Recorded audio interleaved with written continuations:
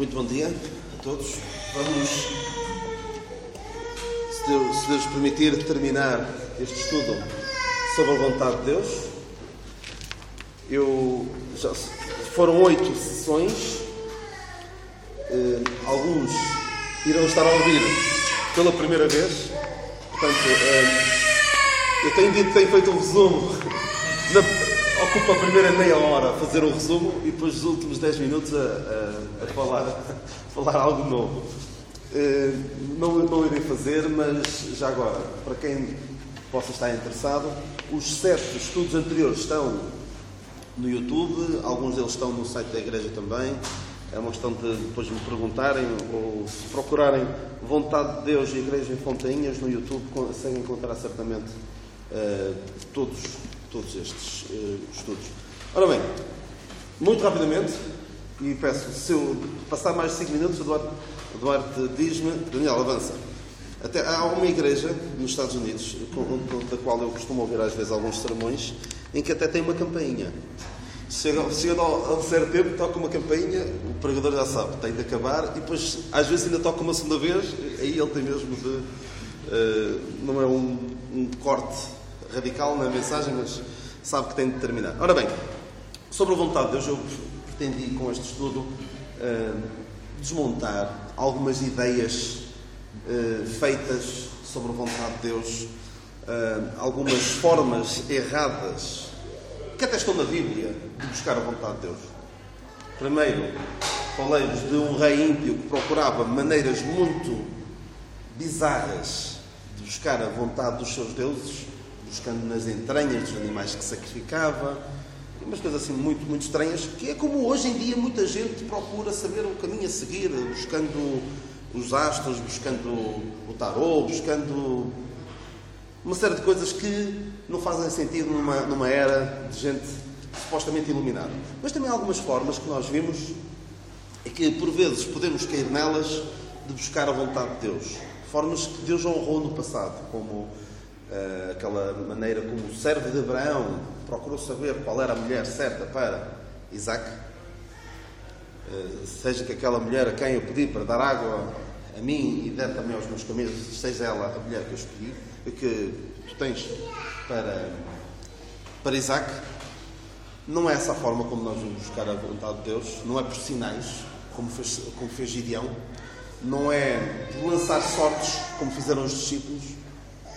Não é desta forma. Porquê? Porque nós temos a palavra de Deus completa. E há alguém que busca, infelizmente há pessoas que buscam sinais. Só que a palavra de Deus diz-nos, o apóstolo Paulo diz que os judeus pedem um sinal. Pedir sinais é algo que normalmente fazem os judeus, fazem o povo de Israel. A nação de Israel fazia isso. Agora, para a Igreja Corpo de Cristo, nós temos a palavra de Deus completa e, com todo o devido respeito por pessoas que possam achar que receberam um sinal ou uma revelação, para mim, alguém dizer que recebeu uma revelação extra-Bíblia está a pôr em causa a autoridade da palavra de Deus. Está a dizer que experiências ou algo que sentiram ou algo que pensam que viram se sobrepõe à palavra de Deus. Devemos sempre analisar tudo na nossa vida à luz da palavra de Deus. Passamos então a ver, depois de ver estas formas erradas ou não corretas para o tempo presente de buscar a vontade de Deus, vemos algumas formas de saber, algumas coisas que nós sabemos claramente que é da vontade de Deus. Mas agora, sobre ainda buscar maneiras do passado de buscar a vontade de Deus, alguém pode dizer, e alguns dizem, Deus não muda. Jesus Cristo é o mesmo ontem, hoje e eternamente. É verdade. Mas a forma como Deus lida com o homem é diferente. Eu vou dar-vos um exemplo. Como eu vos disse, tenho andado a ouvir a Bíblia toda desde o início e agora a ouvir a história de Moisés. Lembrei-me do seguinte: vão dizer a Moisés que Deus não muda a sua forma de agir. Vão dizer isso a Moisés. Um dia Deus disse a Moisés: bate na rocha. Ele bateu e saiu água. Não foi? Outro dia disse: Moisés, fala à rocha. E ele foi e bateu. Bateu porque estava muito zangado com aquele povo. Pode alguém dizer, Deus não muda e o que ele fazia antes faz hoje. Com Moisés não foi assim. Moisés, com aquela atitude de fazer algo que Deus já tinha dito para fazer noutro tempo, parece que serviu. Porquê? Porque a água saiu. Parece que houve bênção, mas houve desobediência. E quando nós tentamos fazer hoje algo que Deus disse para nós fazermos outrora, mas que não nos diz para fazermos agora, cuidado. Pode até haver aparente bênção, mas estamos a desobedecer à palavra de Deus. É muito importante que nós vamos à palavra de Deus. Perceber. Outro exemplo também. Tudo o que está escrito para nosso ensino está escrito. Não necessariamente para o nosso exemplo. Quando David quis trazer a arca de Kiriat Jearim para Jerusalém, como é que ele a trouxe, inicialmente? Num carro de bois. E era assim que viam? Não foram ver aqui ao livro de instruções. Pode alguém dizer, mas o senhor conhece o que conta é a intenção. Não, convém ver com muito cuidado as instruções que Deus dá. Depois houve alguém que até pôs a mão, não é? Para não deixar a arca cair, o usar, e caiu morto, fulminado naquele momento. É muito importante que nós conheçamos o que é que a palavra de Deus diz. Porque não podemos andar com muito boas intenções, mas agindo de forma errada. Então, rapidamente, coisas que nós vimos que é da vontade de Deus, a vontade de Deus que todos os homens se salvem. Isso é o mais básico. Deus quer que todos os homens se salvem. Portanto, se há alguém que não é salvo, que ainda não está salvo pela obra de redentora do Senhor Jesus Cristo, é da vontade de Deus que essa pessoa seja salva. Portanto, nós devemos também falar aos outros. Uma grande tragédia dos dias de hoje é que os crentes são os primeiros a não acreditar no inferno. Se nós acreditássemos mesmo no inferno, ficaríamos tantas vezes calados, vendo as almas partirem para a eternidade sem Cristo. Se fôssemos os primeiros a pôr em causa a existência do inferno. Se calhar diria nós, não, eu. Porque é da vontade de Deus que os homens salvem e venham ao conhecimento da verdade. E tudo o que nós façamos deve ter como objetivo isso. Que todos os homens salvem e venham ao conhecimento da verdade. Porque esta é a pedra basilar da vontade de Deus. É da vontade de Deus também que nós nos demos ao Senhor. Nós nos demos ao Senhor. E eu quero falar disto pelo seguinte. Há algum irmão que fez um reparo e eu vou ter de dizer isto bem claro, porque não quero que passe qualquer sombra de dúvidas. É da vontade de Deus que nós nos demos primeiramente ao Senhor, nos entreguemos. Também diz o apóstolo, apresenteis os vossos corpos em sacrifício vivo, santo e agradável a Deus. Isto nós nos entregarmos primeiramente ao Senhor pode ter consequências drásticas na nossa vida, pode levar a que nós não tenhamos vidas felizes do ponto de vista humano. Mas também não é da vontade não há nenhuma passagem na Bíblia que diga que Deus quer que nós sejamos felizes. E quando eu digo felizes, não me interpretem mal. Felizes do ponto de vista humano. Não é da vontade de Deus. A vontade de Deus não passa necessariamente, claro, se nós pudermos ter essas coisas, olha, não passa necessariamente por termos a saúde, o dinheiro, o amor. Não passa necessariamente por essas coisas, e nós já vimos o exemplo claro disso, o apóstolo Paulo, que não tinha nada dessas coisas. No entanto, o que é que ele dizia, preso em Roma, aos Filipenses? Regozijai-vos. Ele alegrava-se. Ele disse, há gente a pregar o Evangelho só para me arreliar, mas eu alegro-me e me alegrarei ainda. Portanto, a felicidade... alguém fazia a diferença entre alegria e felicidade. A felicidade é aquilo que depende das circunstâncias. A alegria é aquilo que não depende das circunstâncias. Eu posso ter alegria, estar gozoso no meio da adversidade. Isto, claro, que não é para qualquer um. Só para pessoas que não têm o seu coração nas coisas deste mundo, mas nas coisas celestiais e percebem que a sua existência neste mundo não tem como objetivo máximo a realização pessoal, mas o progresso, o proveito do Evangelho. Muitas mais coisas nós vimos sobre a vontade de Deus e temos estado a ver algumas experiências do apóstolo Paulo. O apóstolo Paulo diz: sede meus imitadores como eu também de Cristo, e nós fazemos bem em ver a forma como ele lidava com as situações da sua vida, como é que ele tomava decisões. Eu tenho algumas más notícias, entre aspas, para vocês. Não há uma fórmula mágica para saber a vontade de Deus. E deixei isso para o último para dizer. Acho que já fui dizendo.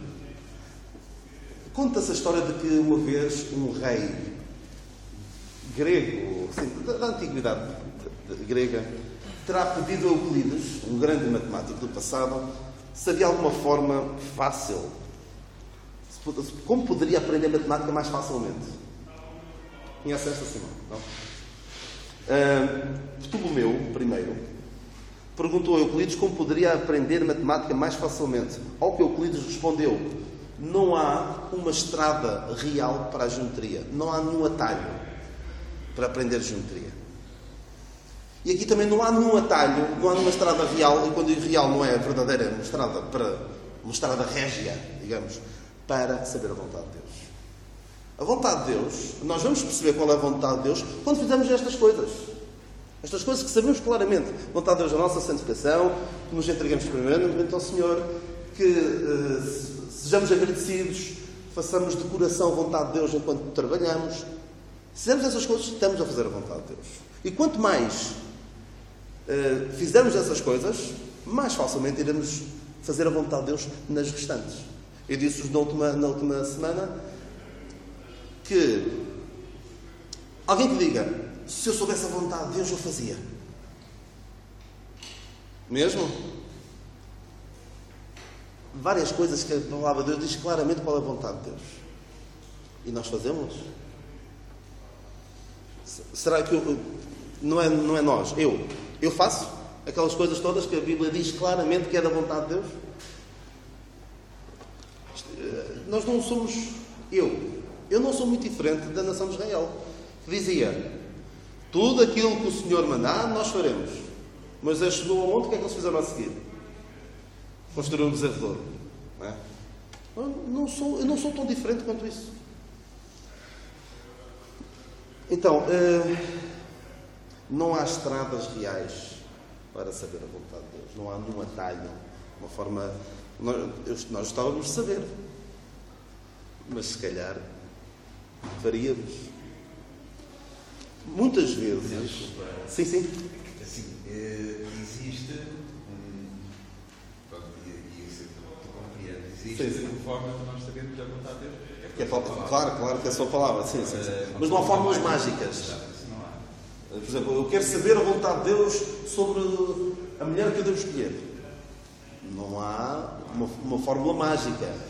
Nós temos de analisar, à luz da palavra de Deus, as características que devemos buscar numa mulher ou num homem, consoante o caso. Mas eu quero que me compreendem.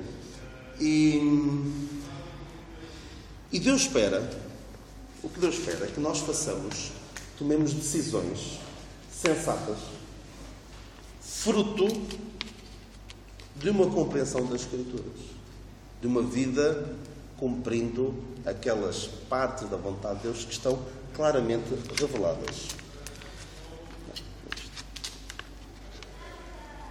Porque, como tem dito, Deus...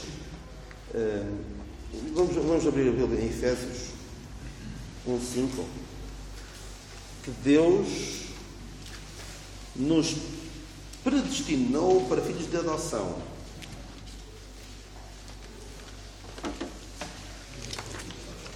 Efésios 1:5. Efésios 1:5, peço desculpa. Efésios 1:5. Deus nos predestinou para filhos de adoção por Jesus Cristo, para si mesmo, segundo o beneplácito da sua vontade. Esta palavra de adoção, nos tempos bíblicos, esta palavra de adoção ocorria quando um rapaz hebreu chegava a uma idade em que o seu pai o reconhecia como um filho adulto, filho maduro. Antes disso, o filho era acompanhado de tutores, um aio.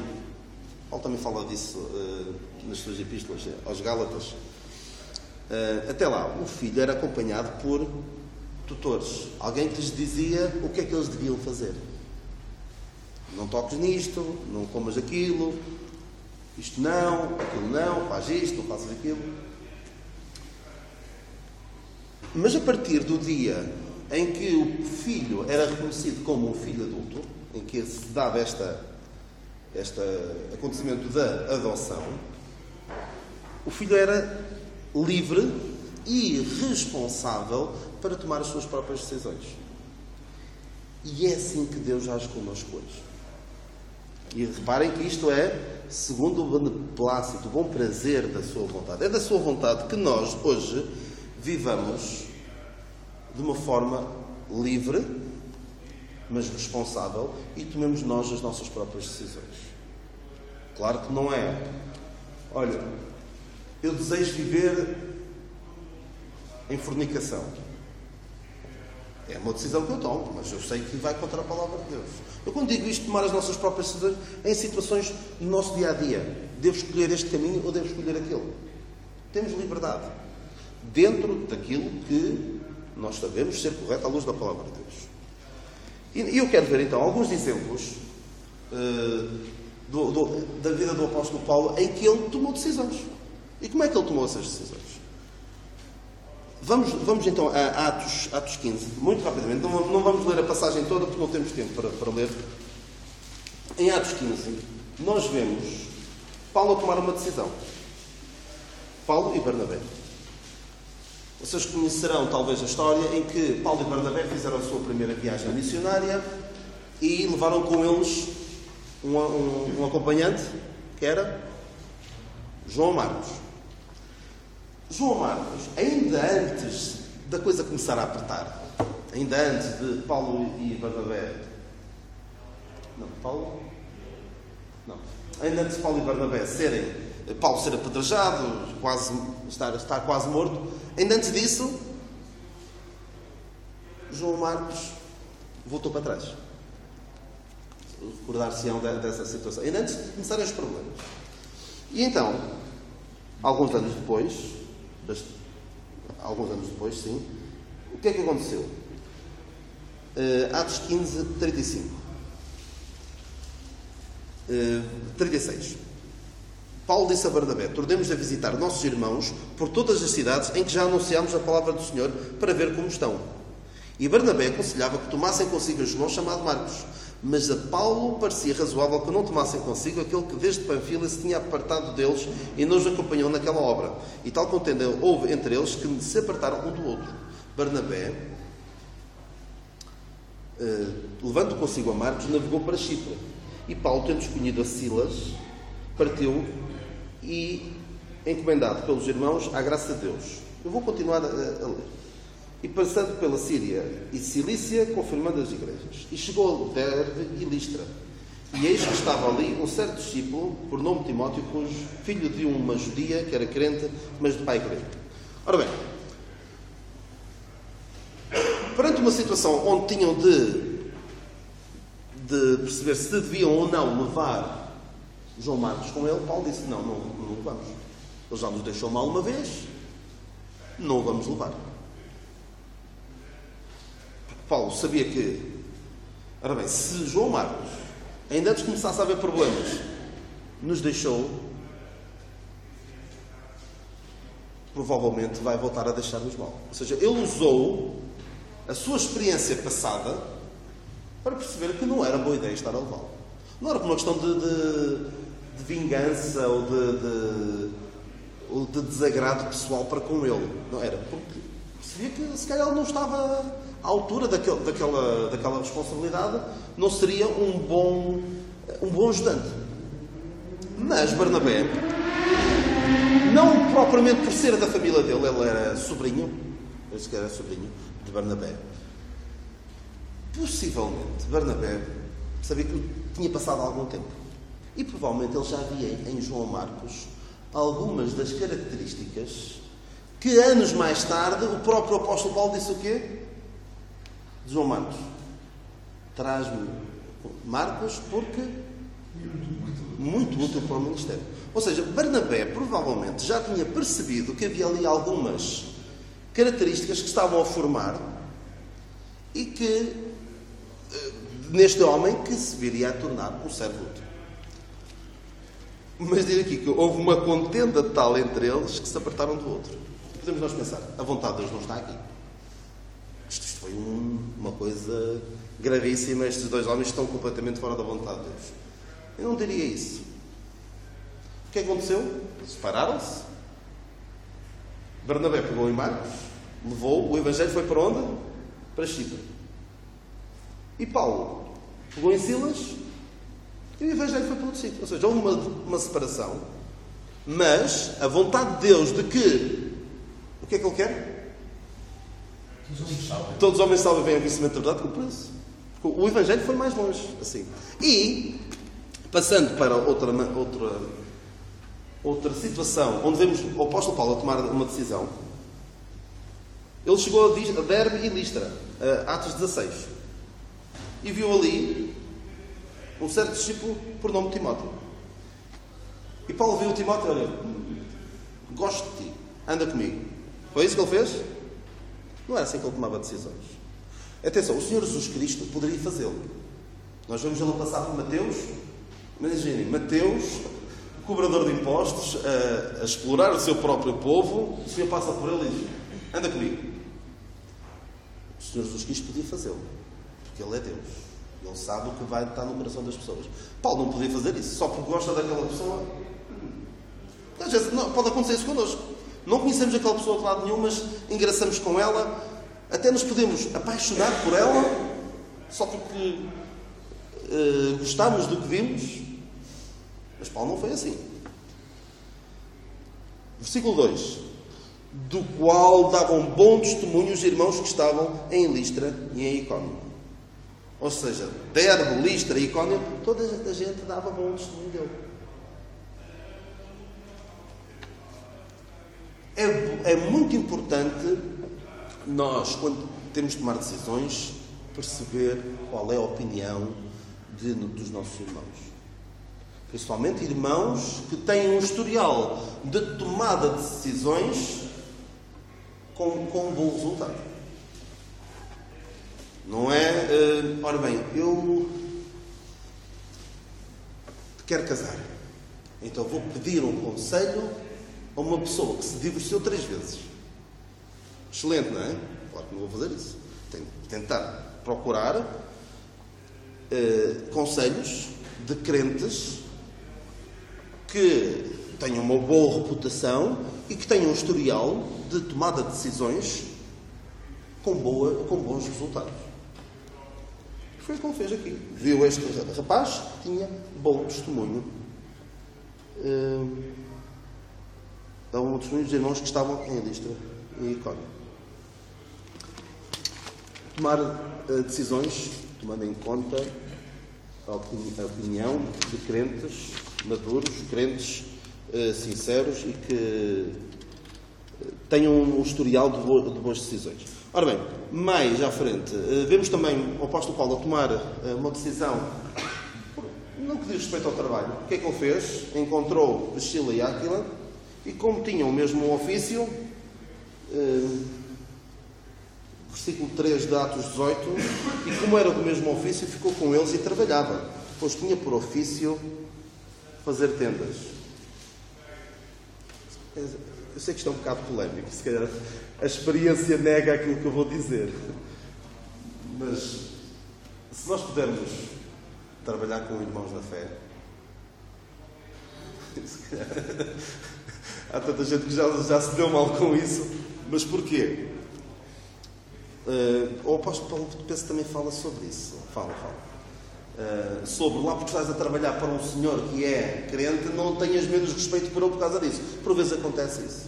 Facilita-se, porque está a trabalhar com crentes e relaxa-se um bocado. Portanto, não é uma área fácil. Mas se nós pudermos fazer o bem, principalmente aos domésticos da fé, é um bom princípio. Mas cuidado para não cair no extremo de depois nos queremos aproveitar do nosso irmão. Claro que algo que devemos evitar a todo custo é trabalhar em meios onde nos seja difícil comportarmos de uma forma como crentes. Há sítios onde não é muito boa ideia nós trabalharmos. Já vos dei aquele exemplo de um suposto crente que foi trabalhar para um sítio muito complicado. Disseram, olha, cuidado, para onde é que tu vais? Ele disse, não, eu vou. E quando voltou, perguntaram se tinha sido muito difícil. Ele disse, não houve problema nenhum. Eles nem sequer chegaram a saber que eu era crente. Se nós arranjamos um trabalho onde nos é fácil não darmos a entender que somos crentes, cuidado. Porque nós não somos crentes apenas quando estamos na igreja ou quando estamos em casa. Nós somos crentes, somos filhos de Deus, onde quer que estejamos. E não há vida secular e vida religiosa. Quando estamos a trabalhar, o apóstolo Paulo fala aos servos, fazendo do coração a vontade de Deus. Okay? Vamos avançar. Se alguém quer dizer alguma coisa, estejam à vontade. Não muito, mas estejam. Ora bem, estou quase a terminar esta parte, depois só quero falar do trabalho de casa, que certamente todos vocês fizeram. Já fizeram. Ora bem, há uma situação onde Paulo, Atos 19, isto foi em Éfeso, onde Paulo diz que lutou com as bestas, não é? Lutou é assim que diz. Com as feras. Mas também fala. Sim, falou. Se em Éfeso lutei com as feras, de que vale se os mortos não ressuscitam, não é? Exatamente. Em Éfeso, porque reparem que em Éfeso, eles estiveram a gritar, quando os pais estiveram a gritar, onde é que está? Por 3 horas, Atos 19:34. Por quase 2 horas, grande é a Diana dos Efésios. Isto normalmente não é fácil, fazer uma coisa destas. Gritar durante 2 horas uma coisa destas, não é fácil. Vocês já viram, provavelmente, num estádio de futebol, que lá começa a cantar um cântico e está talvez 1 minuto a cantar. A mesma música.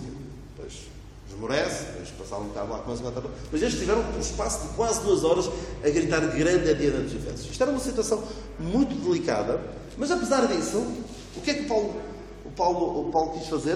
Versículo 30. E querendo Paulo apresentar-se ao povo, não lhe permitiram os discípulos. É uma situação muito delicada em que se Paulo fosse ali, aquele lugar, onde estava aquela grande multidão,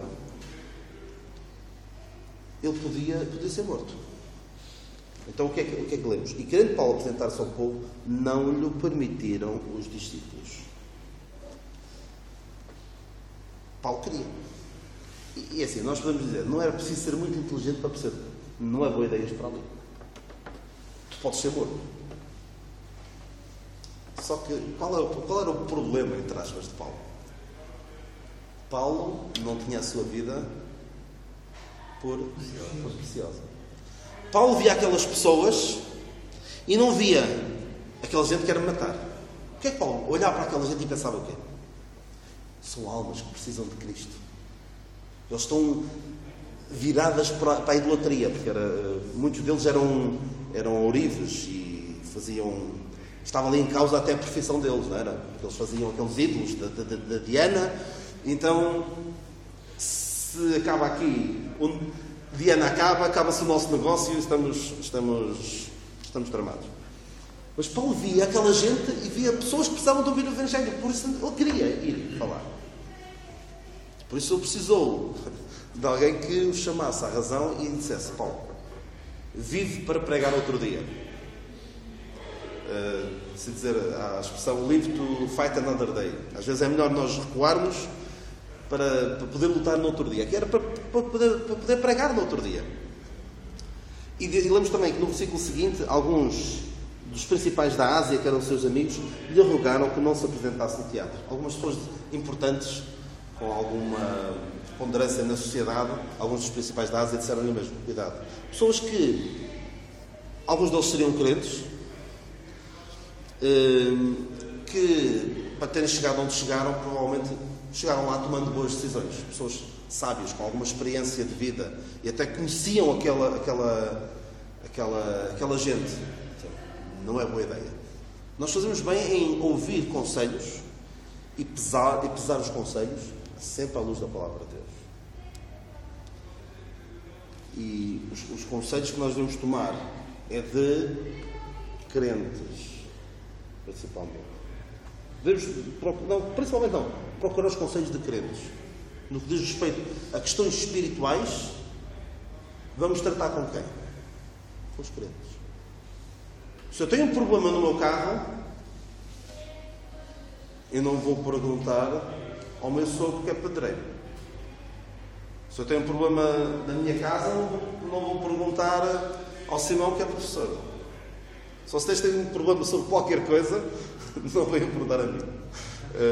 Porque eu também sou professor, não sei fazer nada, só sei ensinar. Estou a brincar. Mas sobre questões espirituais, se tiverem alguma poderei ajudar, ou poderei abrir a palavra de Deus, que é o melhor, e mostrar o que é que ela ensina. Não procuremos conselhos, como eu disse há pouco, de pessoas que fracassaram na vida. Não vou pedir conselhos matrimoniais de alguém que fracassou no matrimónio.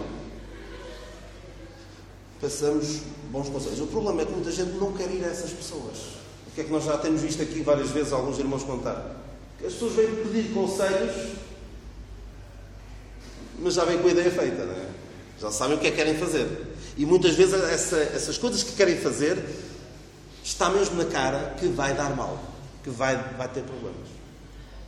E ouvem os conselhos de homens sábios, de homens que têm experiência de tomada de decisões corretas e com proveito espiritual, e optam por outro caminho. E o problema é delas. Ora bem, para terminar, trabalho de casa. Qual era o trabalho de casa? Lembram-se o que é que eu disse? Não se lembram? Eu disse para lerem as epístolas de Paulo e procurarem. Eu não as li. Estive à procura só, admito. À procura de passagens onde Paulo mostra uma certa dúvida sobre o caminho a tomar. Até sobre se terá sido melhor, não é colocar em causa. Não tenho a certeza se terá sido melhor. Alguém quer dizer alguma expressão? Espero, sim. Espero, sim. Sei. Algumas é que ele diz que eu sei. Mais. Deliberei.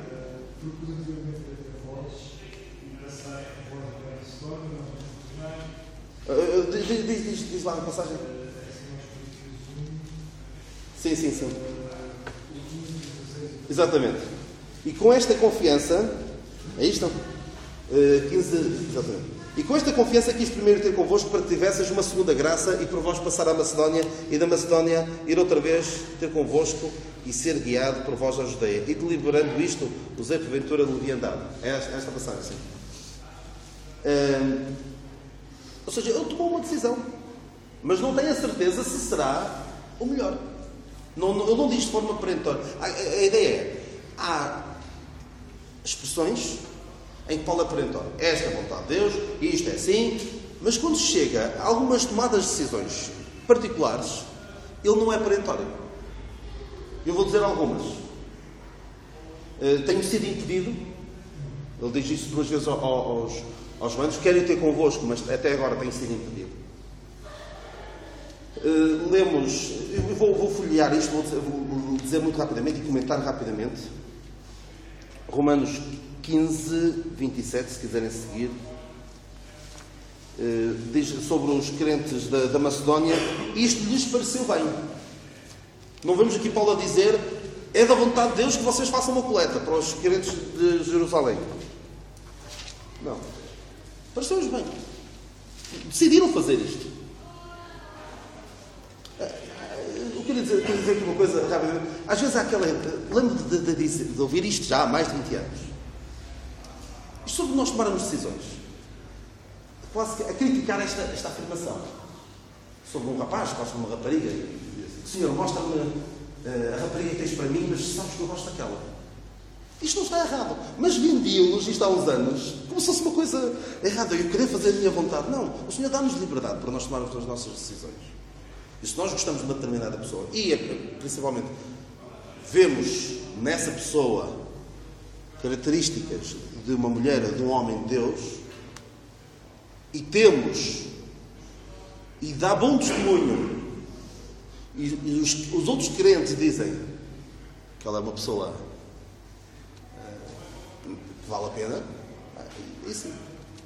Diz. E se nós somos a pessoa em condições e não vamos estragar a vida de alguém? Como? E se nós somos a pessoa em condições que não vai estragar Exatamente. Sim. Se nós somos a pessoa em condições que não vai estragar a vida de alguém. Eu costumo dizer muitas vezes antes, em vez de procurares a pessoa certa, procura ser tu a pessoa certa. Senão vai estragar pode estragar a vida de alguém. Paulo diz também, no versículo 28,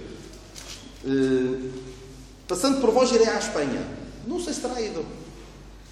Não temos provas irrefutáveis que ele tenha ido à Espanha. Há quem diga que Santiago veio a Compostela, não é? Mas isso são histórias que se contam. Mas não sabemos se Paulo terá ido à Espanha. Não sabemos. É algo que ele queria fazer. Por exemplo, Paulo diz também aos Coríntios, diz o quê? Vou tentar terminar isto rapidamente. Dou o meu parecer, não é? Em relação às virgens, não é? Dou o meu parecer. Ainda na semana passada. Quando às virgens não tenho mandamento do Senhor, dou, porém, o meu parecer como quem tem alcançado misericórdia do Senhor para ser fiel. Ele aqui não é perentório. Dá o meu parecer. Primeiro aos Coríntios 16, há aqui umas expressões muito, muito engraçadas. Paulo também fala de uma coleta para os crentes de Jerusalém e diz assim: e se valer a pena que eu também vá, irão comigo. Se valer a pena. Se eu achar que é boa ideia, também irão. Depois, 2 versículos depois, e bem pode ser que fique convosco.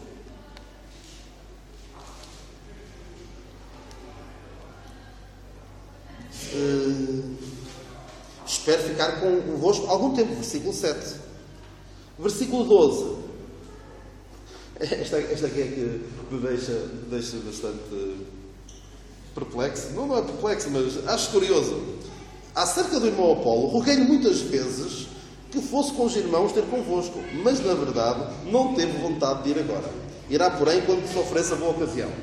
Apolo achava que não era boa ideia. Vai quando lhe der jeito. Somos livres de tomar decisões.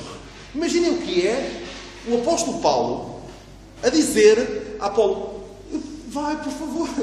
Não vemos ele aqui a puxar os galões e dizer: eu sou um apóstolo de Deus, o Senhor mostrou-me que tu deves ir. Não vemos isso. Nem o apóstolo Paulo faz isso. Alguns querem fazê-lo. E isso é uma pressão psicológica que alguns incutem em cima dos outros.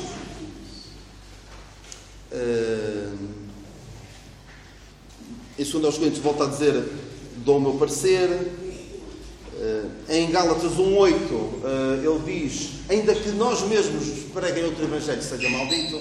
Ou seja, ele também não era muito seguro de si mesmo, no sentido em que eu também posso ir a falhar. Mas nesse sentido. Tem aqui outras. Só faltam mais 5 referências. Filémon. Paulo, mesmo olhando para trás e vendo o proveito espiritual que houve em relação ao Onésimo ter fugido e depois ter à prisão com ele e se ter convertido, lemos em Filemão 15, porque bem pode ser que ele se tenha separado de ti por algum tempo para que o te retivesses para sempre. Olhando em retrospectiva, nós podemos dizer, isto foi bom. Mas mesmo assim ele não diz, olha, foi bom. Ele diz, pode ser que. São expressões que envolvem alguma... Não é pôr em causa, mas ele não é perentório nestas afirmações. E por fim, numa das minhas passagens preferidas sobre este assunto é Filipenses 2, em que ele, no espaço de poucos versículos, usa esta expressão. Filipenses 2,19. Espero do Senhor Jesus, que em breve vos mandarei Timóteo. Versículo 23. Espero enviar-vos, mas confio no Senhor que também eu mesmo irei ter convosco. Versículo 25. Julguei contudo necessário. Vemos aqui uma certa dúvida, aparentemente uma certa dúvida. Mas o que é que há sempre aqui nesta expressão? Espero o quê? No Senhor Jesus. Confio no Senhor. As decisões tomadas na dependência do Senhor. Como Tiago diz, e nós ouvimos no domingo passado, se Deus o permitir, faremos isto e faremos aquilo. Tomar as decisões sempre com base na palavra de Deus, sempre. Quando tivermos dúvidas, orarmos sobre o assunto, falarmos com outros crentes mais experientes sobre as nossas dúvidas e tomar as decisões de forma livre, responsável e sempre na dependência do Senhor. Mais coisas ficariam por dizer, mais outras 8 sessões poderíamos falar, mas querem... Sim. Qual era como estas dúvidas? Sim. Que não são propriamente dúvidas. Que eu vejo que ele tinha lá, mas tinha objetivos para aquilo que pensava fazer. Mas também devido sempre à situação que era o viver para pregar o Evangelho. Exatamente. E as situações adversas que ele passou, que estava sempre sujeito à morte. Claro, ele tinha sempre, e levava a depender sempre do Senhor, porque nunca sabia o dia de amanhã em que circunstâncias, e portanto era sempre, eu espero fazer isto, espero fazer aquilo, sempre a depender. Sim. Mas é óbvio que ele deixava essas... Tinha esperança... E nós também devemos fazê-lo. Sempre tomar as nossas decisões como pessoas crescidas, maduras, e também não vivermos angustiados sobre será que eu tomei a decisão certa? Não. Assumir as nossas responsabilidades, porque é isso que faz uma pessoa crescida, uma pessoa madura, é mesmo isso que faz. Então, ficamos por aqui. Mesmo que alguém queira dizer mais alguma coisa, teremos de ficar por aqui, mas podemos conversar sobre este assunto e que compreendamos, acima de tudo, que a vontade de Deus passa por todos os homens se salvarem ao conhecimento da verdade e pensarmos cada um o que é que eu estou a fazer para esse objetivo máximo de Deus para com os homens.